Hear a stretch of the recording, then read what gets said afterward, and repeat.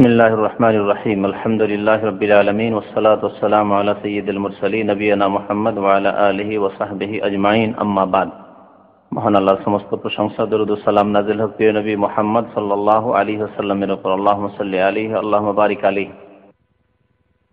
আল্লাহ পাক বলছেন যে ইব্রাহিম আলাইহিস সালাতু সালাম বলেছিলেন তার পিতাকে এবং তার জাতিকে, ইন্নানি বারাউন, নিশ্চয় আমি সম্পর্ক ছিন্ন করার ঘোষণা করছি, মিম্মা তা'বুদুন, ওই সব উপাস্য থেকে যে সবের তোমরা পূজা করে থাকো, উপাসনা করে থাকো, ইল্লাল্লাযী, তবে আল্লাযী ফাতারানি, যিনি আমাকে সৃষ্টি করেছেন। ফাতারানি মানে খালাকানি, যিনি আমাকে সৃষ্টি করেছেন। ফাতিরুস সামাওয়াতি ওয়াল আরদ, কোরআনে রয়েছে আসমান এবং জমিন সৃষ্টিকারী।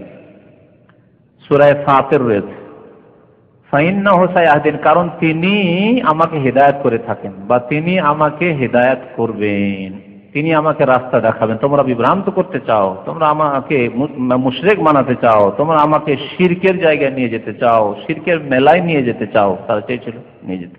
তখন তিনি বলেন ইন্নী সাকিব, আমি অসুস্থ রয়েছি। তাওরিয়া করেছিলেন, মানে কথা একটু বাঁকা করে বলা, ডাহা মিথ্যা না। মনের অসুখ, অসুখ মানুষের দুই রকম হয়, এক হচ্ছে মানসিক অসুখ, এক হচ্ছে দৈহিক অসুখ। তো ইব্রাহিম আলাইহিস সালাম দৈহিক দিক থেকে তো অসুস্থ ছিলেন না, কিন্তু মানসিক দিক থেকে চরম অসুস্থতা বোধ ফিল করছিলেন যে এই মুশরিকদের পরিবেশে কেমন করে বসবাস করবো, বাবাকেও হেদায়েত করতে পারলাম না, বাবাই আরো ধমক দিচ্ছে, তাকে হেদায়েত করলে, তাকে ভালো কথা বললে, তাহলে ঘরেই যদি দুশ্মন থাকে, নিজের বাবাই যদি দুশ্মন হয়, তাহলে এই তাওহীদের কথা মানুষকে কি করে পৌঁছাবো। মানসিক অসুস্থতায় ভুগছিলেন, ইন্নী সাকিব। তো এই আয়াত থেকে লা ইলাহা ইল্লাল্লাহর ব্যাখ্যা কেমন করে হয় এই বিষয়টি বুঝার, তা হচ্ছে ইন্নানি বারাউ মিম্মা তা'বুদুন। এতে কি রয়েছে দেখি আপনারা কি বুঝলেন আয়াতের তরজমা থেকে। হ্যাঁ, যে বলবেন হাত তুলবেন। ইন্নানি বারাউ মিম্মা, আবার তরজমা করে দিচ্ছি, নিশ্চয় আমি সম্পর্ক ছেদের ঘোষণা করছি তোমরা যেসবের পূজা করো সেসব থেকে। এতে লা ইলাহা ইল্লাল্লাহর কোন অংশের ব্যাখ্যা রয়েছে? কিসের? পহিলা অংশের। হ্যাঁ, লা ইলাহা, আমার কোনো উপাস্য নেই, মানে এই সব যেসবের পূজা করছো সেসব থেকে সম্পর্ক ছেদের আমি ঘোষণা করছি। তাহলে ইন্নানি বারাউ মিম্মা তা'বুদুনে লা ইলাহার ব্যাখ্যা রয়েছে, আর ইল্লাল্লাযী ফাতারানিতে ইল্লাল্লাহর ব্যাখ্যা রয়েছে। তবে যিনি আমাকে সৃষ্টি করেছেন তার ইবাদত আমি অবশ্যই করি, তার ইবাদত করার জন্য আমাকে আল্লাহ সৃষ্টি করেছেন। ইল্লাল্লাযী ফাতারানি ফাইন্নাহু সায়াহদিন, নিশ্চয় তিনি আমাকে হেদায়েত দেবেন। তোমরা গুমরাহ করার চেষ্টা করলে হবে কি, তোমরা গুমরাহ পথভ্রষ্ট আমাকে করতে পারবে না। ওয়া জাআলাহা কালিমাতান বাকিয়াতান ফি আকিবিহি, এবং এই কলেমাকে, লা ইলাহা ইল্লাল্লাহ, আল্লাহ ছাড়া কেউ সত্য মাবুদ নেই, এই কলেমাকে তিনি তার আগামী প্রজন্মে স্থায়ী রেখেছিলেন। এই দাওয়াত ইব্রাহিম খলিলুল্লাহ আলাইহিস সালাতু সালাম তার ছেলে ইসমাইল, স্ত্রী হাজেরা, সারা তাদেরকে শিখেছিলেন। ইসমাইল আলাইহিস সালাম সেই দাওয়াত পৌঁছালেন তার ছেলেদেরকে, এবং ইব্রাহিম আলাইহিস সালাতু সালামের আরেক ছেলের নাম কি? ইসহাক। ইসহাক আলাইহিস সালাতু সালামকে ইব্রাহিম খলিলুল্লাহ এই শিক্ষা দিলেন, ওয়া জাআলাহা কালিমাতান বাকিয়াতান ফি আকিবিহি, আকিব মানে প্রজন্ম, আগামী জেনারেশন, তো যারা পরবর্তীকালে আপনার নসলে জন্ম নেবে, তাদের মাঝে এই কলেমাকে তিনি স্থায়ী রেখেছিলেন, বাকি রেখেছিলেন। ইসহাক আলাইহিস সালাম তিনি নবী হলেন। ইসহাক আলাইহিস সালাম আবার এই কলেমা শিক্ষা কাকে দিয়ে গেলেন? তার ছেলে ইয়াকুব আলাইহিস সালাম। ইয়াকুব আলাইহিস সালাম তার ছেলে ইউসুফ আলাইহিস সালাম। এজন্য সমস্ত আম্বিয়া কেরামদের মধ্যে হাদিসে রয়েছে যে শ্রেষ্ঠ করিম ইবনে করিম ইবনে করিম ইবনে করিম, শ্রেষ্ঠ, শ্রেষ্ঠর ছেলে, তার বাবাও শ্রেষ্ঠ, তার বাবা শ্রেষ্ঠ, তার বাবা শ্রেষ্ঠ, তিনি হচ্ছেন ইউসুফ আলাইহিস সালাম। ইউসুফ বিন ইয়াকুব বিন ইসহাক বিন ইব্রাহিম, করিম ইবনে করিম ইবনে করিম ইবনে করিম, সেই বুখারী শরীফ হাদিসে রয়েছে। আল্লাহ পাক তাদের সবাইকে নবুয়ত দিয়ে সম্মানিত করেছিলেন। লাআল্লাহুম ইয়ারজিউন, যাতে করে তারা আল্লাহর দিকে প্রত্যাবর্তিত হয়, ফিরে আসে। এই কলেমাকে মজবুত করে ধারণ করে থাকলে আল্লাহর দিকে ফিরে আসবে। দেখেন, যার ঈমান এই কলেমার উপর যত মজবুত, তত বেশি সে তওবা করে আল্লাহর দিকে ফিরে আসবে। বাস্তব সত্য। আপনার ঈমান যত সুন্দর, ভুল ভ্রান্তি হতে পারে, কিন্তু আপনি তত দ্রুত আল্লাহর দিকে ফিরে আসবেন। আর যত আপনার সম্পর্ক ঢিলা ফসকা এই কলেমার সাথে, বাঁধন আপনার একেবারে কমজোর, তত বেশি আপনি পাপের দিকে যাচ্ছেন। আল্লাহ পাক আমাকে সৃষ্টি করলেন, আল্লাহ পাক আমাকে ইবাদত বন্দেগীর জন্য সৃষ্টি করেছেন, আল্লাহ পাকের আদেশ নিষেধ আমাকে মেনে চলতে হবে, এটি তার ইবাদত, আর আমি আল্লাহর নাফরমানি করেছি। তাহলে আমার সংশোধনের উপায় কি, মুক্তির উপায় কি, আল্লাহকে রাজি করার উপায় কি? লাআল্লাহুম ইয়ারজিউন, ফিরে আসে, আল্লাহর দিকে ফিরে আসে। আর আল্লাহর দিকে ফিরে আসার নাম হচ্ছে তওবা। তওবার শাব্দিক অর্থই হচ্ছে রুজু করা। তাবা ইয়াতুবু মানে ফিরে আসে, রাজা ইয়ারজিউ। তো এই আয়াতে লা ইলাহা ইল্লাল্লাহ ব্যাখ্যা পাওয়া গেল। দ্বিতীয় আয়াত ওয়াকাউলু, মহান আল্লাহর বাণী। কুলিয়া, আয়াতগুলি কোথায় রয়েছে বলেন তো, জানা আছে? হাফিজ সাহেবের কেউ আছেন? ওয়াইজ ক্বালা ইব্রাহিমু লিআবিহি ওয়া কওমিহি ইন্নানী বারাউম মিম্মা তা'বুদুন, কোন সূরায় রয়েছে? মেলা হাফিজ রয়েছে নাকি? সূরা যুখরুফ। ঠিক আছে, যুখরুফ ছোট সূরা। ওয়া কাউলুহু ইয়া আহলাল কিতাবে তাআলাউ ইলা কালিমাতিন সাওয়াইন বাইনানা ওয়া বাইনাকুম আল্লা না'বুদা ইল্লাল্লাহ ওয়া লা নুশরিকা বিহি শাইআ ওয়া লা ইয়াত্তাখিযা বা'দুনা বা'দান আরবাবাম মিন দুনিল্লাহ ফাইন তাওয়াল্লাউ ফাকুলু আশহাদু বিআন্না মুসলিমুন। এই আয়াত কোথায় রয়েছে? সূরা আলে ইমরান। এই আয়াতে স্পষ্ট ঘোষণা করা হয়েছে কোরআন কারীম আল্লাহ পাকের পক্ষ থেকে। আল্লাহ পাক নবী সাল্লাল্লাহু আলাইহি ওয়াসাল্লামকে বলছেন, কুল, হে নবী আপনি জানিয়ে দেন, ইয়া আহলাল কিতাব, হে আহলে কিতাব, হে ইহুদি খ্রিস্টান। আহলে কিতাব মানে যাদের এই দাবি রয়েছে যে আমরা অমুক অমুক নবীর উম্মত এবং ওই নবীগণকে কিতাব দেওয়া হয়েছে, যদিও কিতাবকে তারা বিকৃত করেছে, তাহরিফ করেছে, যদিও কিতাবের সাথে সম্পর্ক তাদের নামে মাত্র রয়েছে, যেমন বর্তমান আজকালকার জামানার ইহুদি খ্রিস্টান, তাদের নামে মাত্রেও তাওরাত ইনজিলের সাথে, বাইবেলের সাথে সম্পর্ক রয়েছে। তাদের পার্থিব জীবনের, দৈনন্দিন জীবনের অধিকাংশর কোনো সম্পর্ক নেই দিনের সাথে। তাদের সম্পর্ক মদ, ব্যভিচার, কুকাজ আর পুঁজিবাদ, কেমন করে ক্যাপিটাল জমা করতে হবে, এইসবের সাথে। হালাল হারাম আজকে তার বাস্তব প্রমাণ আমেরিকাতে, যে তাদের অর্থনৈতিক বিপর্যয় ঘটেছে। সুদ, সুদ, সুদের উপরে সুদ করতে, সুদ আর জুয়া, সুদ আর জুয়া, সুদ আর ইনভেস্টমেন্ট করতে করতে ধসে গেছে তাদের অর্থনীতি। এদের দিনের সাথে সম্পর্ক, কিতাবের সাথে সম্পর্ক, নামকে অস্তে, নামের সম্পর্ক। পক্ষান্তরে আলহামদুলিল্লাহ আজকে এই মুসলিম উম্মতের অধিকাংশ লোকের পাপী থাকা সত্ত্বেও মুসলিমদের তাদের কোরআনের সাথে সম্পর্ক তাদের তুলনায় অনেক মজবুত রয়েছে। বলুন আলহামদুলিল্লাহ। আল্লাহ যেন আরো তৌফিক দান করেন এই মুসলিম জাতির পাপিষ্ঠদেরকে, গুনাহগারদেরকে, ফাসিকদেরকে ইসলামের দিকে, কোরআন সুন্নাহর দিকে ফিরে আসার জন্য তৌফিক দান করেন। মুসলিম জাতির বিদাতীদেরকে, যারা ভুল বুঝে রয়েছে ইসলাম সম্পর্কে, তাওহীদ সম্পর্কে, সুন্নাহ সম্পর্কে, রাসূলুল্লাহ সাল্লাল্লাহু আলাইহি ওয়াসাল্লামের ইত্তিবা অনুসরণ সম্পর্কে, তাদেরকে আল্লাহ যেন সহিহ বুঝার তৌফিক দান করেন।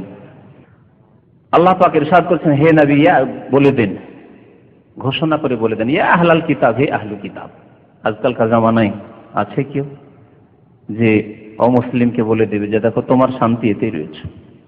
স্পষ্ট ঘোষণা করতে বলেছে আল্লাহ পাক রব্বুল আলামিন। নবী করিম সাল্লাল্লাহু আলাইহি ওয়াসাল্লামের জামানায় কত বড় শক্তি ছিল, পারস্য শক্তি, অগ্নিপূজক মুশরিকি শক্তি, আর ছিল রোমান শক্তি, সে খ্রিস্টান শক্তি। তাদের সবাইকে আল্লাহ পাক ঘোষণা করে জানিয়ে দিতে বলেছেন।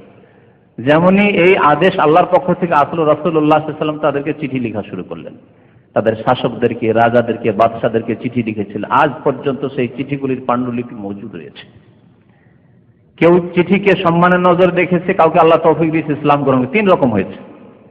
কেউ ইসলাম গ্রহণ করে নিয়েছে, কেউ চিঠিগুলিকে শ্রদ্ধা করেছে কিন্তু পার্থিব লোভে তারা ইসলাম গ্রহণ করেনি। যে ইসলাম গ্রহণ করলে যেমন রোমের রাজা কায়সার, হেরাক্ল, যদি মুসলমান হয়ে যায় রাজত্বে চলে যাবে 70 দিন, কিন্তু চোখে লাগিয়েছিল, মুখে লাগিয়েছিল, চুমন দিয়েছিল এবং আতরের সুগন্ধির একটি ডিব্বাতে ঢুকিয়ে রেখেছিল সেই চিঠিকে। আর সে সহিহ বুখারীতে রিওয়ায়াত রয়েছে, হাদিস রয়েছে, বলেছিল যদি আমি বুঝতে পারতাম, জানতে পারতাম যে আমি নবীর কাছে পৌঁছিতে পারবো সাল্লাল্লাহু আলাইহি ওয়াসাল্লাম, তাহলে আমি যতই চেষ্টা করা প্রয়োজন ছিল চেষ্টা করতাম, কিন্তু আমাকে খ্রিস্টানেরা রোম থেকে পৌঁছিতে দেবে না, এখানে হত্যা করে দেবে যদি জানতে পারে তাহলে যে আমি যাচ্ছি মদিনায় মুহাম্মদুর রাসূলুল্লাহ সাল্লাল্লাহু আলাইহি ওয়াসাল্লামের সাথে সাক্ষাতের জন্য। যদি আমি তার কাছে পৌঁছিতে পারতাম, তাকে দেখতে পেতাম, লাগাসালতু আন কাদমাইহি, সহিহ বুখারী শরীফের হাদিস, তাহলে তার দুই পা আমি ধুয়ে দিতাম। একজন কোন রাজা মহাশক্তি যেটি সেই যুগের, দুটি পরাশক্তি, সেই শক্তির একজন রাজা বলছে কথা। আর আরেকটি যে বড় শক্তি ছিল পারস্য শক্তি, সেই শক্তি কিসরা, সেই কিসরা অবমাননা করেছিল, বেয়াদবি করেছিল। যেমন এই চিঠি পৌঁছল, চিঠিকে ছিঁড়ে ফেলে দিয়েছিল, এবং দূতের অবমাননা করা যুগ যুগ ধরে এটি হচ্ছে বেআইনি, তার সাথে তারা শেষে বেয়াদবি করেছিল। নবী করিম সাল্লাল্লাহু আলাইহি ওয়াসাল্লামের কাছে যখন খবর আসলো যে আমার চিঠি, আমার পাঠানো চিঠিকে ছিঁড়ে ফেলে দিয়েছে, ছিঁড়ে ফেলাকে আরবিতে কি বলে? মাজ্জাকা ইউমাজ্জিকু, মানে ছিঁড়ে ফেলা বা ছিন্ন ভিন্ন করা।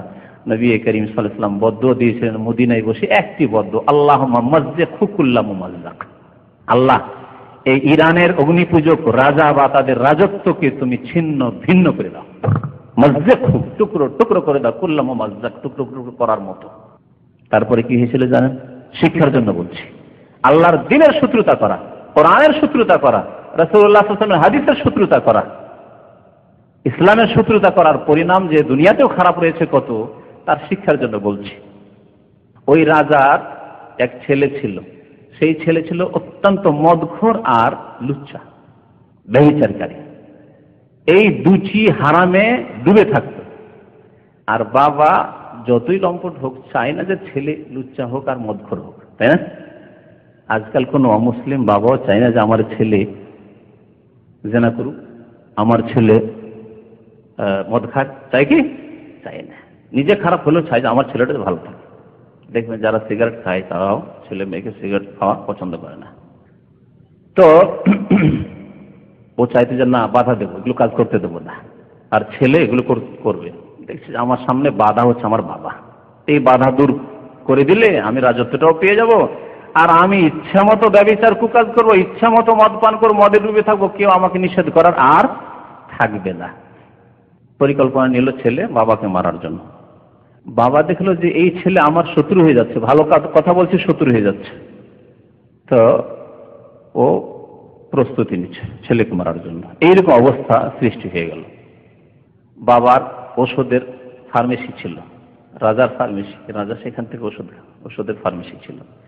সেই ফার্মেসিতে একটা বিষের বোতল ভর্তি করে তাতে লিখে রেখেছিল যে দাওয়াউন মুকাউবিলিল জিমা, এমন ঔষধ যাতে যৌন শক্তি বৃদ্ধি পাবে, লেবেলে লেখা আছে। ঔষধ রেখে দিয়েছে, ওষুধ বানিয়ে, কিন্তু আসলে ওষুধ না, তা হচ্ছে বিষ। ছেলে বাবাকে হত্যা করে রাজত্ব দখল করবে আর আরামসে কুকাজ করবে, ব্যভিচার করবে, মদ খাবে। বাবাকে হত্যা করে দিল। যেই রাজা জালেম নবী সাল্লাল্লাহু আলাইহি ওয়াসাল্লামের পবিত্র চিঠিকে ছিঁড়ে ফেলেছিল, তাকে তার ছেলে হত্যা করলো, আল্লাহ শাস্তি। ছেলে বাবাকে হত্যা করে দেওয়ার পরে যখন ঢুকলো রাজ প্যালেসে, ঢুকলো, দেখলো ফার্মেসি তো আমার বাবার স্পেশাল ফার্মেসিতে তো আমাদেরকে ঢুকতে দেয় না। ঢুকলো, ঢোকার পরে দেখছে ওষুধ পানি, দেখছে একটাতে লেখা আছে দাওয়াউন মুকাউবিলিল জিমা, এমন মেডিসিন যাতে যৌন শক্তি, সহবাস শক্তি বৃদ্ধি পাবে। আর কি ডক ডক ডক ডক ডক ডক করে ওষুধ খেয়ে ফেললাম। আর যে ওষুধ খাওয়া সাথে সাথে জাহান্নামে পৌঁছে গেল, জাহান্নাম রসিদ হয়ে গেল। তারপরে শুধু মেয়ে বেঁচে থাকে, একটি মেয়ে ওই রাজার, মানে এই যে শেষে মরল এর এক বোন। ওই বৃদ্ধ রাজা জালেম যে নবী সাল্লাল্লাহু আলাইহি ওয়াসাল্লামের চিঠির সাথে বেয়াদবি করেছিল, ছিঁড়ে ফেলেছিল, তার একটি মেয়ে থাকে। মেয়ে তখন সেখানকার নেতৃত্ব, আসলে নারী নেতৃত্ব আজকে থেকে 1400 বছর আগে আসলে ইরানে, পারস্য দেশে। নবী করিম সাল্লাল্লাহু আলাইহি ওয়াসাল্লাম শুনতে পেলেন যে ইরানে ওই বৃদ্ধ জালেম মারা গেছে, তার ছেলে একটা ছিল, সেও হালাক হয়েছে, আর তারপরে ওই রাজার এক মেয়ে ছিল, সে এখন রানী হয়েছে, দেশের নেতৃত্বে এসেছে। নবী করিম সাল্লাল্লাহু আলাইহি ওয়াসাল্লাম ভবিষ্যৎবাণী করলেন এবং এর পরিণাম সম্পর্কে সতর্ক করলেন, মুসলিম উম্মাহকে বললেন। সহিহ বুখারী শরীফে হাদিস রয়েছে, লা ইউফলিহা কওমুন ওয়াল্লাহু আমরাহুম ইমরাআহ, সেই জাতি কখনো মুক্তি পাবে না, রেহাই পাবে না, শান্তি পাবে না, ফালাহ পাবে না, যেই জাতি নেতৃত্ব দেবে নারী। ওয়াল্লাহু কওমাহুম ইমরাআহ। তার কিছুদিন পরে নারী নেতৃত্ব, দুর্বল নেতৃত্ব, একটা পুরুষ রাজার কাছে গিয়ে, পুরুষ শাসকের কাছে গিয়ে দুর্বল হয়ে যায়, অনেক সময় চুক্তি মানতে বাধ্য হয়ে যায়, ইত্যাদি ইত্যাদি। নারীদের আল্লাহ পাক রব্বুল আলামিন দুর্বল করেই সৃষ্টি করেছেন, সে কি করে সবল হবে? আল্লাহ পাকের ফিতরাতের বিরোধী কাজ করা অসম্ভব। আল্লাহ পাক যে প্রকৃতি দিয়ে যাকে সৃষ্টি করেছে, সেই প্রকৃতি থাকতে হবে। দেখেন অত দূর ওপরের নারী নেতৃত্বে না গিয়ে বাড়িতে দেখেন, বাড়িতে আপনার ছেলেরা রয়েছে, মেয়েরা রয়েছে, আপনার স্ত্রীকে ভয় করে না। 12 বছর 14 বছরের ছেলে আপোষে কলহ বিবাদ করেছে, ঝগড়া করছে, মা এত বুঝাচ্ছে বা ধমক দিচ্ছে, মারতেও যাচ্ছে, পরোয়াই করে না, ঠিক না? যদি বলে আচ্ছা ঠিক আছে তোর আব্বাকে এক্ষুনি বলছি, এক্ষুনি টেলিফোন করছি, সোজা হয়ে গেছে, বাবার সামনে সোজা। নারী দুর্বল, মা তারপরেও শাসন করে কন্ট্রোল করতে পারছে না ছেলেদেরকে। কি বলছিলাম, নবী করিম সাল্লাল্লাহু আলাইহি ওয়াসাল্লাম এই আয়াতগুলি নাযিল হওয়ার পরে প্রত্যেক শাসককে চিঠি পাঠিয়েছিলেন। এক রকমের শাসক ইসলাম কবুল করেছিল, আর এক রকমের শাসক শ্রদ্ধা করেছিল চিঠির, কিন্তু তারা দুনিয়ার লোভে ইসলাম কবুল করেনি। আর এক রকমের শাসকরা চিঠির সাথে অবমাননা করেছিল, রাসূলুল্লাহ সাল্লাল্লাহু আলাইহি ওয়াসাল্লাম সাথে বেয়াদবি করেছিল এবং শত্রুতার ঘোষণা করেছিল। আল্লাহ পাক তাদেরকে ছিন্ন ভিন্ন করে দিয়েছেন। বলিয়া আহলাল কিতাব, হে নবী আপনি বলে দেন, হে আহলি কিতাব, তাআলাউ ইলা কালিমা, এমন একটি বাক্যের কাছে এসে যাও। তাআলাউ মানে এসো, ইলা কালিমা একটি কলেমার দিক। কলেমা মানে বাক্য। অনেক সময় কলেমা বললে কলেমা মানে শব্দ হয় আসলে, কিন্তু এর ভাব অর্থ অনেক সময় বাক্য নেওয়া হয়, সেন্টেন্স। লা ইলাহা ইল্লাল্লাহ কলেমা না কালাম, গ্রামারে এমনি আমরা বলছি কলেমা লা ইলাহা ইল্লাল্লাহ, কিন্তু এটি কলেমা, কালাম, বাক্য। এমন একটি বাক্যের দিকে, ভাব অর্থ, এমন একটি বাক্যের দিকে চলে আসো, সাওয়াইম বাইনানা ওয়া বাইনাকুম, যা আমাদের মাঝে এবং তোমাদের মাঝে সমান। আমরা এই মৌলিক বিষয়ে, মৌলিক দাওয়াতে আমরা কিন্তু সমান অধিকার রাখি, অধিকারের দিক দিয়ে সমান। তারপরে আসল দিন তোমাদের কাছে যেই দিন এসেছে, মুসা আলাইহিস সালাম নিয়ে এসেছেন, ঈসা আলাইহিস সালাম নিয়ে এসেছেন, তাদের দাওয়াত আর মুহাম্মদ রাসূলুল্লাহ সাল্লাল্লাহু আলাইহি ওয়াসাল্লামের দাওয়াত সাওয়াইম বাইনানা ওয়া বাইনাকুম, একই সমান। মুসা আলাইহিস সালাম লা ইলাহা ইল্লাল্লাহ নিয়ে এসেছেন, ঈসা আলাইহিস সালাম লা ইলাহা ইল্লাল্লাহ নিয়ে এসেছেন, যাদের অনুসরণে তোমরা দাবি করো কিন্তু তোমরা কাজে পরিণত করো না, বিকৃত করেছো সেই ধর্মকে। আর মুহাম্মদুর রাসূলুল্লাহ সাল্লাল্লাহু আলাইহি ওয়াসাল্লাম লা ইলাহা ইল্লাল্লাহ নিয়ে এসেছেন। এমনকি বেদে, যদিও বেদ আর্যরাই রচনা করেছে, আসমানে নাযিলকৃত কোনো কিতাব নয়, পুস্তক নয়, গ্রন্থ নয়, কিন্তু যেই বেদ রচনা হয়েছিল যাদের মাধ্যমে, তারা এমন এলাকা থেকে গিয়েছিল, হয় প্যালেস্টাইন থেকে, 2-3টি ইতিহাস হয়েছে, প্যালেস্টাইন থেকে গিয়েছিল অথবা ইরাক থেকে গিয়েছিল, যেগুলি হচ্ছে আরজুল আম্বিয়া, নবীদের জমি, নবীদের ভূমি। সুতরাং আজকে থেকে 4 থেকে 5,000 বছর আগে আর্যরা যখন ভারতে গেল, যারা পরে ব্রাহ্মণ নামে পরিচিত হইল, আর্যরা গিয়ে যখন নিজেরা বেদ রচনা করলো, তাদের কাছে কিছু মগজে নবীদের খবর, আসমানি খবর ছিল, তাওহীদ সম্পর্কে কিছু জ্ঞান ছিল। রচনা করতে গিয়ে তাওহীদের কথা বিভিন্ন বেদে তখন তারা উল্লেখ করলো, কিন্তু হিন্দুরা তা বাস্তবে পরিণত করলো না, সেই ধর্মকে পৌত্তলিকতার, পুতুল পূজার ধর্মে রূপান্তরিত করে দিল। এই জন্য বেদেও কিছু তাওহীদের কথা আছে, একত্রের কথা আছে, আবার অসংখ্য দেবী দেবতার কথা আছে। জগা খিচুড়ি হয়ে গেছে, বিকৃত হয়ে গেছে, সব কথা আছে, পুতুল পূজার কথাও আছে, আর একাম ব্রহ্মা, দ্বিতীয় নাস্তিক, সব কথাও আছে। মুহাম্মদুর রাসূলুল্লাহ সাল্লাল্লাহু আলাইহি ওয়াসাল্লাম, তার জাতি, তার দলের লোকেরা লিঙ্গাচ্ছেদী, লিঙ্গ ছেদ করা হয় মানে খাতনা করা হবে, সব কথাও রয়েছে। এইসব কথাও আছে, আর তার সাথে সাথে জগা খিচুড়ি হয়ে আরো কিছু আছে। তো যদি এই জগা খিচুড়ি থেকে এই হক বাতিলের সংমিশ্রণ যেখানে ঘটেছে, সত্য মিথ্যার যেখানে সংমিশ্রণ ঘটে গেছে, সেখান থেকে মুক্ত হলে কোরআনে কারীমের কাছে আসতে হবে, যেই কিতাবের আল্লাহ হেফাজতের দায়িত্ব নিয়েছেন। তাওরাতকে বিকৃত করেছে, ইনজিলকে বিকৃত করেছে, বাইবেলকে বিকৃত করেছে, কিন্তু কোরআনে কারীমের আল্লাহ পাক হেফাজতের দায়িত্ব নিয়েছেন। ইন্না নাহনু নাযালনা যিকরা ওয়া ইন্না লাহু লাহাফিজুন, আমি কোরআনুল কারীম নাযিল করেছি, জিকির, কোরআন এবং হাদিস নাযিল করেছি, এবং নিশ্চয় আমি তার হেফাজত করব। তাই কোরআনে কারীমের না একটি শব্দের বিকৃতি হয়েছে, না সহি অর্থের বিকৃত হয়ে গেছে যে বুঝতে পারবেন না, এমন হয়নি। যদিও এক শ্রেণীর লোকের অর্থের বিকৃতি করার চেষ্টা করেছে, কবর মাজার পন্থীরা, বিদাত পন্থীরা, সুফি পন্থীরা, কিন্তু এখন পর্যন্ত একটি দল কিয়ামত পর্যন্ত বহাল থাকবে, যাদের সম্পর্কে নবী করিম সাল্লাল্লাহু আলাইহি ওয়াসাল্লাম ভবিষ্যদ্বাণী করেছেন, লা তাযালু তায়েফাতুম মিন উম্মতি যাহিরিন আলাল হক লা ইয়াদুররুহুম মান খাযালাহুম হাত্তা তাকুমাস সাআহ। কিয়ামত পর্যন্ত এমন একটি দল হকের উপর, সত্যের উপর জয়ী থাকবে এবং সাহায্যপ্রাপ্ত মানসুরিন, অন্য হাদিসে রয়েছে, সাহায্যপ্রাপ্ত থাকবে, তাদেরকে কেউ অপদস্থ করতে পারবে না। তারা হক কথা, সহি কথা, কোরআন সুন্নাহর ব্যাখ্যা সারা বিশ্বের মানুষের কাছে পেশ করবে, এবং সারা বিশ্বের প্রত্যেকটি এলাকায় কিছু না কিছু লোক থাকবে। আল্লাহ পাক রব্বুল আলামিন কোরআনে কারীমের এইভাবে হেফাজতের দায়িত্ব নিয়েছেন। সুতরাং অমুসলিম ভাইদেরকে বলবো এবং মুসলিম ভাইদেরকে বলবো যারা নামে মাত্র মুসলমান, যে কোরআনের কাছে ফিরে আসতে হবে, কোরআনুল কারীমের আদর্শের কাছে ফিরে আসতে হবে দুনিয়ার সমস্যা দূর করার জন্য এবং মরার পরে, মৃত্যুর পরের যে জীবন, আখিরাতের জীবন রয়েছে, সেই জীবনের সমস্যা দূর করার জন্য, আল্লাহর আযাব থেকে রেহাই পাওয়ার জন্য।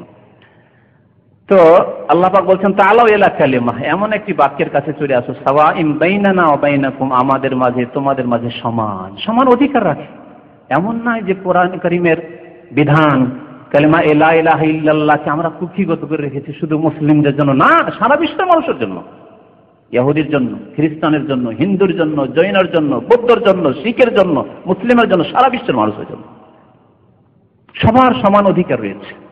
ইন্না আকরামাকুম ইনদাল্লাহি আতকাকুম, আলেমের ছেলে কিন্তু দিনের সাথে সম্পর্ক যদি ঢিলা হয়, আর আরেকজন ব্রাহ্মণের ছেলে, ব্রাহ্মণেরও ছেলে না, শূদ্রের ছেলে, ডম মেথরের ছেলে মুসলমান হয়েছে, কালেমা লা ইলাহা ইল্লাল্লাহ মুহাম্মাদুর রাসূলুল্লাহ পড়ে মুসলিম হয়ে গেছে, এবং সেই ব্যক্তি সৎ, তার ইসলামের সাথে, কালেমার সাথে সম্পর্ক অটুট মজবুত।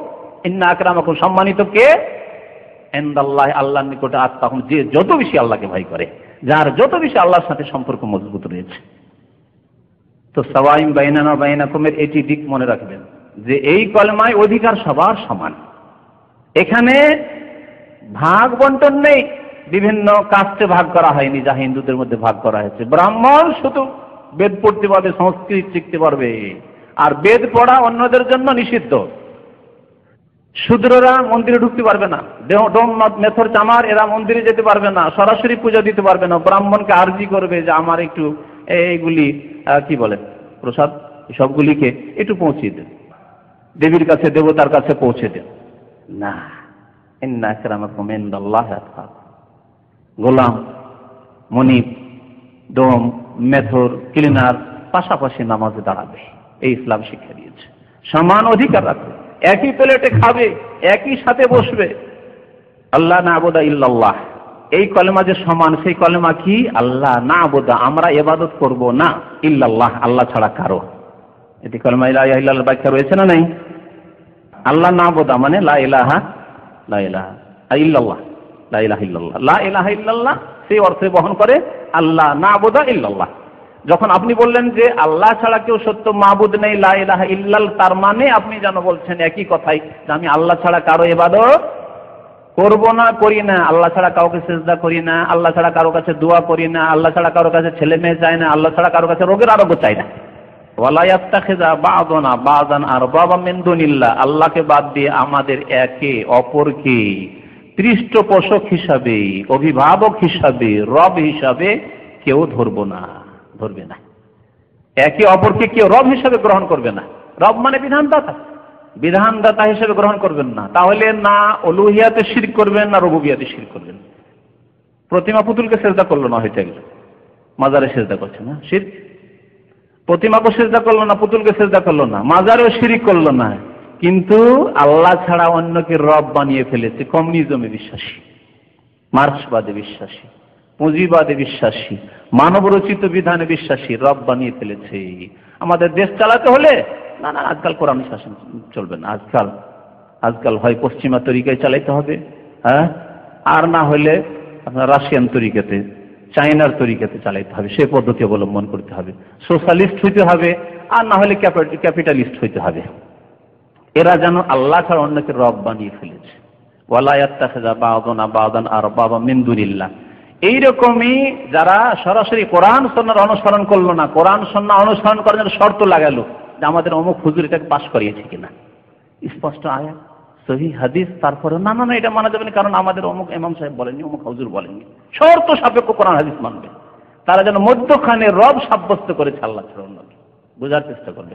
ওয়ালা ইয়াত্তাখিযা বা'দুনা বা'দান আরবাবা মিন দুনিল্লাহ, আমরা একে অপরকে মানুষকে রব হিসেবে গ্রহণ করব না।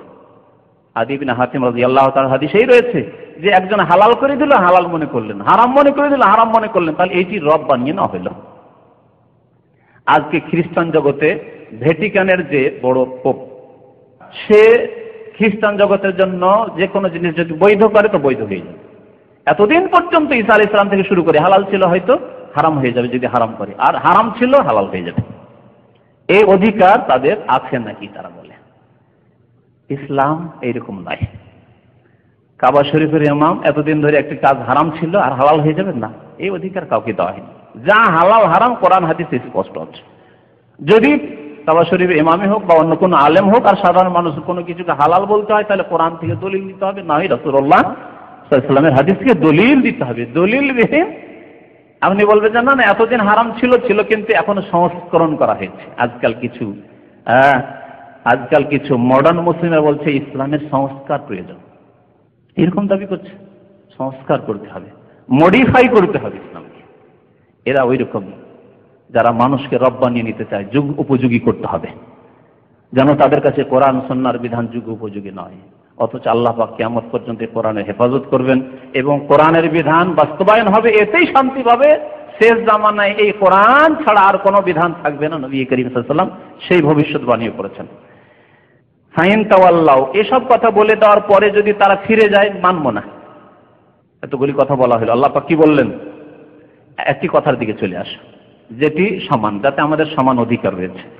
আল্লাহ নাবুদা ইল্লাল্লাহ, একমাত্র আল্লাহর ইবাদত করবো, আর কারো ইবাদত করবো না। ওয়ালা নুশরিকা বিহি শাইআ, আল্লাহর সাথে শিরিক করবো না। আর আমরা একে অপরকে মানুষকে রব হিসাবে, পৃষ্ঠপোষক হিসাবে, বিধানদাতা হিসাবে গ্রহণ করবো না। বিধান নেব একমাত্র আল্লাহ পাকের কাছ থেকে, রাসূলুল্লাহ সাল্লাল্লাহু আলাইহি ওয়াসাল্লামের হাদিস থেকে। যদি না মানে ফিরে যায় যদি, ফাকুলু, তাহলে হে নবী হে মুসলিম তোমরা বলে দাও, ইশহাদু, সাক্ষী থাকো, তোমরা সাক্ষী থাকো, বেআন্না মুসলিমুন, যে আমরা মুসলিম। তোমরা মানবে না কোনো পরোয়া নেই, আমি একা হইলেও বেআন্না মুসলিম, আমরা মুসলিম ঘোষণা করতে, আমরা আল্লাহকে মানি, আল্লাহর দিন মানি, কোরআন মানি, সুন্নাত মানি, এ কথা বলতে কোনো রকমের যাতে করে দ্বিধাদ্বন্দ্ব না থাকে, ভয় ভীতি না থাকে। ফাকুলু ইশহাদু, সাক্ষী থাকো তোমরা। কালকে আমাদের এই সাক্ষী সম্পর্কে জিজ্ঞাসা করা হবে। বেআন্না মুসলিমুন, আমরা স্পষ্ট ঘোষণা করেছি মুসলিম। তারপরে লেখক বলছেন যে মুহাম্মদুর রাসূলুল্লাহ সাল্লাল্লাহু আলাইহি ওয়াসাল্লাম, কালেমার দ্বিতীয় অংশ হচ্ছে মুহাম্মদ রাসূলুল্লাহ, লা ইলাহা ইল্লাল্লাহ একটি অংশ, আল্লাহ ছাড়া কোনো সত্য মাবুদ নেই, আর মুহাম্মদ সাল্লাল্লাহু আলাইহি ওয়াসাল্লাম আল্লাহর প্রেরিত রাসূল। এই মুহাম্মদ সাল্লাল্লাহু আলাইহি ওয়াসাল্লাম আল্লাহর প্রেরিত রাসূল, এর দলিল কি কোরআনে কারীমে? এর ব্যাখ্যা বা এর দলিল রয়েছে এই আয়াতগুলিতে।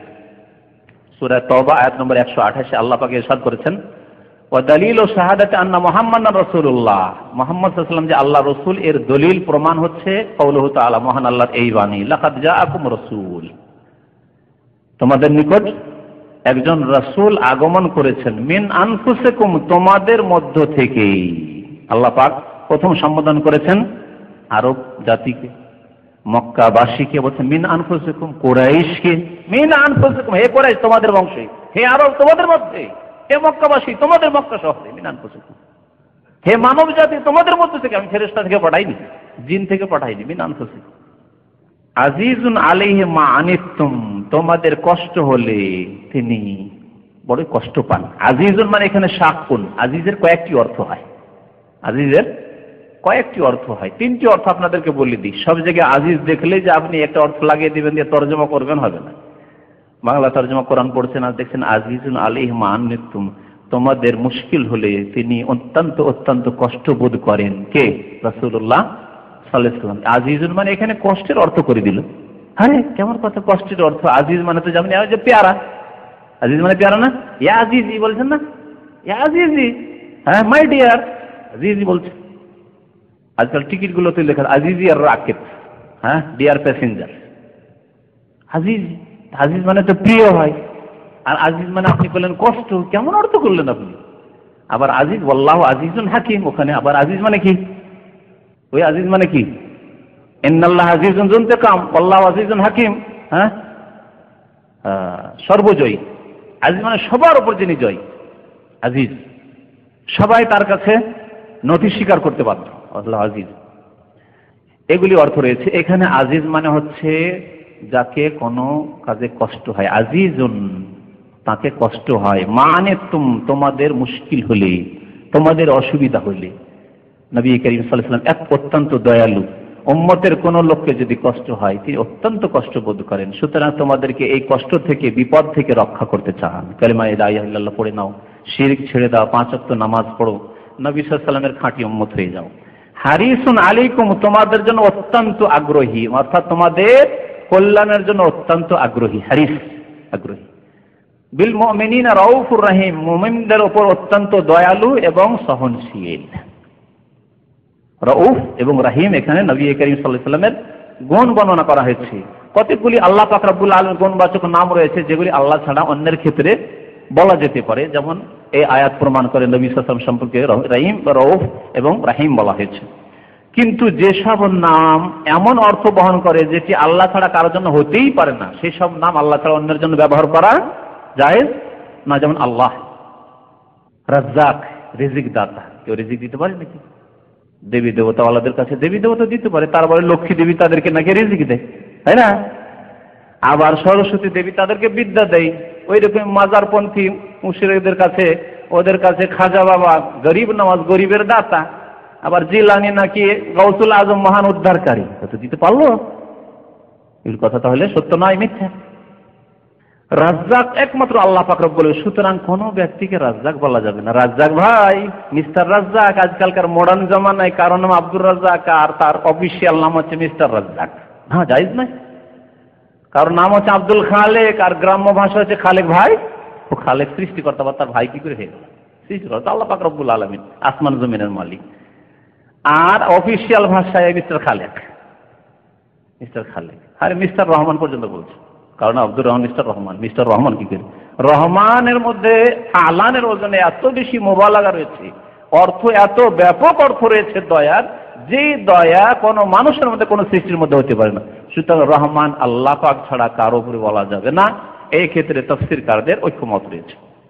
বাকি রহিম মোবালাগা সেটা, কিন্তু এতে ওই মোবালাগা নেই যেটি আল্লাহ ছাড়া অন্যের জন্য হয়তো বলা যাবে না, সেজন্য বলা যাবে। মানা শাহাদাতে আন্না মুহাম্মাদান রাসূলুল্লাহ। আচ্ছা, আমরা যে সাক্ষী দিচ্ছি যে মুহাম্মদ সাল্লাল্লাহু আলাইহি ওয়াসাল্লাম আল্লাহর রাসূল, এর অর্থ কি? লেখক বলা শুরু করলেন। আয়াত শুধু একটি পেশ করলেন, এছাড়া কোরআনে কারীমে বহু আয়াত রয়েছে। আপনাদেরকে স্মরণ করিয়ে দেওয়ার জন্য হাফেজ সাহেবদেরকে জিজ্ঞাসা করছি, কোরআনে কারীমে এমন কোন আয়াত বলেন যে আয়াতগুলিতে মুহাম্মদ সাল্লাল্লাহু আলাইহি ওয়াসাল্লামকে আল্লাহ রাসূল বলে আখ্যায়িত করা হয়েছে? এই আয়াত ছাড়া। মুহাম্মাদুর রাসূলুল্লাহ ওয়াল্লাযীনা মাহু আশিদ্দাউ আলাল কুফফার রুহামাউ বাইনাহুম। আর সূরা মুহাম্মাদে, সূরা মুহাম্মাদ একটি সূরার নাম। আর হইল তো এটা, ওমা মুহাম্মাদুন ইল্লা রাসূল কাদ খালাত মিন ক্বাবলিহি রাসূল। জি, মা কানা মুহাম্মাদুন আবা আহাদি মির রিজালিকুম ওয়ালাকিন রাসূলুল্লাহি ওয়া খাতামান নবিয়্যিন লাকাদ কানা লাকুম ফি রাসূলিল্লাহি উসওয়াতুন হাসানাহ। যদিও সেখানে মুহাম্মদ নাম নেই। ওয়া মুবাশশিরান বিরাসূলিন ইয়াতি মিন বাদি ইসমুহু আহমদ। বহু আয়াত রয়েছে এরকম। হুয়াল্লাযী আরসালা রাসূলাহু বিল হুদা ওয়া দীনিল হক। তো মুহাম্মদ সাল্লাল্লাহু আলাইহি ওয়াসাল্লাম আল্লাহ রাসূল বললেন, আপনি শুধু মন্ত্র মুখে বলে নিলে হলো। এর অর্থ কি? অর্থগুলি শোনেন, এবং এই অর্থ পালন না করলে মুহাম্মদ সাল্লাল্লাহু আলাইহি ওয়াসাল্লামকে যেন সেই ব্যক্তি রাসূল মানলো না। শুধু মন্ত্র পড়া নয় যে বেদতান্ত্রিক মন্ত্র, বেদের মন্ত্র পড়ে নিলেন, বা আজকাল জাদুকরদের কিছু মন্ত্র রয়েছে, মন্ত্রগুলি পড়লো আর কাউকে জাদু করে দিল, কাউকে বান মেরে দিল, কাউকে কিছু করলো। এইরকম ইসলাম না। ইসলাম হচ্ছে বাস্তব জীবনের দ্বীনের নাম, এমন একটি জীবন বিধান, আসমানি জীবন বিধান, যেটি জীবনের প্রত্যেকটি ক্ষেত্রে বাস্তবায়িত হবে। সুতরাং কালেমা মুহাম্মদ রাসূলুল্লাহ এই কথার বাস্তবায়ন হতে হবে আপনার জীবনে। দেখুন, প্রথম কথা হচ্ছে মুহাম্মদ সাল্লাল্লাহু আলাইহি ওয়াসাল্লাম আল্লাহ রাসূল বলার অর্থ তাআতুহু ফিমা আমার, যা তিনি আদেশ করেছেন সেসব আদেশের ক্ষেত্রে তাঁর আনুগত্য করা। তাহলে যেই ব্যক্তি মুহাম্মদ সাল্লাল্লাহু আলাইহি ওয়াসাল্লামের আনুগত্য করলো, সেই ব্যক্তি যেন মুহাম্মদুর রাসূলুল্লাহর প্রতি ঈমান নিয়ে আসলো, সাক্ষ্য প্রদান করলো, না হলে মন্ত্র পড়লো, লা ইলাহা ইল্লাল্লাহ মুহাম্মাদুর রাসূলুল্লাহ পড়লো আর নবী সাল্লাল্লাহু আলাইহি ওয়াসাল্লামের আনুগত্য করে না, তাহলে সে যেন মন্ত্র পড়লো, বাস্তব জীবনে ইসলামের বাস্তবায়ন করলো না। প্রথম শর্ত হচ্ছে মুহাম্মদ সাল্লাল্লাহু আলাইহি ওয়াসাল্লাম আল্লাহ রাসূল বলার তাআতু ফিমা আমার, যা আদেশ করেছেন তার আনুগত্য করা। শর্ত লাগিয়ে না, কন্ডিশন লাগিয়ে যে রাসূলের ওই হাদিস মানবো, কিন্তু দেখবো যে আমার হুজুররা মেনেছেন কিনা, কিছু শর্ত লাগানো রয়েছে। আর এক শ্রেণীর লোকেরা এইরকম শর্ত সাপেক্ষ হাদিস মানে, সহিহ বুখারী শরীফ হাদিস মানবে শর্ত সাপেক্ষ, আমাদের তরিকে আছে কিনা। মুসলিম শরীফ হাদিস মানবে ওই আমাদের ইমাম সাহেবেরা, হুজুর সাহেবেরা বলেছেন কিনা, বললে তো ঠিক আছে, না হলে না।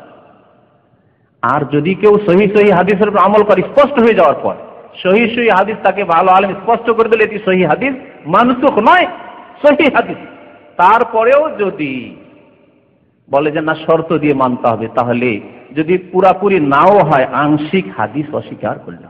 মুনকিরিন হাদিস দুই রকম, যারা হাদিসকে অস্বীকার করেছে তারা দুই রকম। এক হচ্ছে ফুল পূর্ণরূপে মুনকারিনে হাদিস, হাদিস অস্বীকারী যারা আহলে কোরআন, পাকিস্তান থেকে জন্মেছে। আব্দুল্লাহ চাকড়া লোভি একজন ছিল পাকিস্তানে, সে জন্মেছে। আর ভারত, পাকিস্তান, বাংলাদেশে তাদের কিছু লোক ছড়িয়ে পড়েছে যে কোরআনে যা আছে তাই, মানে হাদিসে মানি না। কোরআনে যা আছে, কোরআনে তো নামাজ পড়ার তরিকাও নেই, নামাজ পড়বে কি, সেজন্য নামাজিও নয় তারা। ইসলামের কোনো কিছু পালন করে না। আল্লাহ বলেছেন কোরআনে আতুস জাকাত, জাকাত 2.5% দিতে হবে, কোরআনে কোথাও নেই। শতকরা 2.5 টাকা দিতে হবে। নেশাব কতটুকু, কোথাও নেই কোরআনে কারিমে। তাহলে কোনো কিছুই তারা পালন করে না। এই হচ্ছে আহলে কোরআন, যারা পুরাপুরি মুনকারিন হাদিস, হাদিস অস্বীকারী। আর যারা হাদিসকে শর্ত লাগিয়ে মানে তারা আংশিক মুনকারিন হাদিস। পুরোপুরি হাদিস অস্বীকারী নয়, কিন্তু কিছু কিছু ক্ষেত্রে, আংশিক ক্ষেত্রে কিয়াসের খেলাফ হয়ে গেছে, জন্য হাদিস ছড়িয়ে দিল। মুনকারিনে হাদিস আংশিক, যুক্তিতে ধরে নাই কথা। কেমন করে এটা হতে পারে? আপনার যুক্তির কোন মূল্য আছে? আল্লাহ পাক আপনাকে সীমিত ব্রেন দিয়েছেন। রাসূলুল্লাহ সাল্লাল্লাহু আলাইহি ওয়াসাল্লামের জবান থেকে বেরিয়েছে সহিহ হাদিস। মুহাদ্দিসিন কিরামরা যায়িফ বলেন, জাল বলেন, সহিহ হাদিস। তারপরে আপনার আপত্তি কোথায়? ওয়া ইউসাল্লিমু তাসলিমা কোথায়? চোখ বন্ধ করে মেনে নেওয়ার যে আল্লাহ পাক আদেশ করেছেন কোথায়? ফালা ওয়া রাব্বিকা লা ইউমিনুনা হাত্তা ইউহাক্কিমুকা ফিমা শাজারা বাইনাহুম। যতক্ষণ পর্যন্ত রাসূলুল্লাহ সাল্লাল্লাহু আলাইহি ওয়াসাল্লামের কাছে সমস্ত রকম সমস্যার সমাধান না নেবে, ততক্ষণ পর্যন্ত মুমিন হতে পারবে না। এই আপনার চরিত্র কোথায়? শর্ত লাগিয়ে মানবেন আপনি, না দেখতে হবে, জিজ্ঞাসা করতে হবে? অথচ আপনাকে দেখিয়ে দেওয়া হচ্ছে সহিহ সহিহ হাদিস, তারপরে সমালোচনা করেন। যারা সহিহ বুখারীর কথা বলে, সহিহ মুসলিমের কথা বলে, তাদের সমালোচনা করে বিদাতীরা। এটা বিদাতী লোক। কি পড়েছে, কয় হরফ পড়েছে, আর বুখারী, মুসলিম, বাংলা বুখারী নিয়ে চলে আসছে। এইরকম সমালোচনা যারা করে, এটি হচ্ছে বিদাতীদের লক্ষণ। জেনে নেন ভালো করে। রাসূলুল্লাহ সাল্লাল্লাহু আলাইহি ওয়াসাল্লাম হাদিসের কথা পেশ করা হয়, কালা রাসূলুল্লাহ বলে যে না না না না, এসব তোমার হক নেই, এসব পেশ করার তোমার অধিকার নেই। বিদাতীদের লক্ষ্য এটি। তো প্রথম লক্ষণ হচ্ছে, আপনি যে মুহাম্মদুর রাসূলুল্লাহ বিশ্বাসী এবং তার শাহাদাত দিয়েছেন, মন্ত্র পড়েননি, আপনি আনুগত্য করবেন তার আদেশে। ওয়া তাসদীকুহু ফিমা আখবারা, যা সংবাদ দিয়েছেন বিশ্বাস করবেন, যা সংবাদ দিয়েছেন বিশ্বাস করবেন। তাহলে আপনি কবর আযাব বিশ্বাস করবেন, জান্নাত জাহান্নাম বিশ্বাস করবেন, দাজ্জাল বিশ্বাস করবেন না করবেন না? না, বলবেন এগুলি হচ্ছে কি বলে যেটাকে, আফসানাকে কি বলেন, মানে কাল্পনিক ঘটনা, কাল্পনিক ঘটনা, কাল্পনিক জিনিস না। নবী করিম সাল্লাল্লাহু আলাইহি সাল্লাম ইমাম মাহদির কথা বলেছেন। হ্যাঁ, যতটুকু সহিহ হাদিস দ্বারা প্রমাণিত ততটুকু বিশ্বাস করবে, অস্বীকার করে দিবেন? তো নবী করিম সাল্লাল্লাহু আলাইহি সাল্লাম যা সংবাদ দিয়েছেন তা বিশ্বাস করা। নবী করিম সাল্লাল্লাহু আলাইহি সাল্লাম উটের গোশত খেলে উযু করতে বলেছেন। এক শ্রেণীর বিদাতীদের লক্ষণ হচ্ছে, আরে গরুর গোশত খেলে উযু করতে হবে না, খাসি খেলাম উযু করতে হবে না, হ্যাঁ, খরচ খেলেও উযু করতে হবে না, আবার উটের গোশত খেলে কেন উযু করতে হবে? এখন যুক্তি তোকে বুঝাইতে হবে। জানো, সে চার্জ করছে রাসূলুল্লাহ সাল্লাল্লাহু আলাইহি ওয়াসাল্লামকে যে ইয়া রাসূলুল্লাহ বুঝিয়ে দেন, কেন বললেন আপনি? আউযু বিল্লাহ। এটাই সাহাবায়ে কেরামের তরিকা ছিল। নবী সাল্লাল্লাহু আলাইহি ওয়াসাল্লাম যা বলেছেন বিশ্বাস করেন, যা সংবাদ দিয়েছেন বিশ্বাস করেন। সংবাদ দিয়েছেন যে যেই ব্যক্তি উটের গোশত খেলে উযু করবে। আপনি যদি এরকমই যুক্তি জিজ্ঞাসা করেন, তো আরেকজন অমুসলিম কাফের জিজ্ঞাসা করবে যে ভাই, আপনার হাওয়া খারিজ হইল পেছন দিক দিয়ে, আর হাত মুখমণ্ডল কেন ধুইছেন, আসল জায়গায় ধুলেন না? তার কি জবাব দেবেন?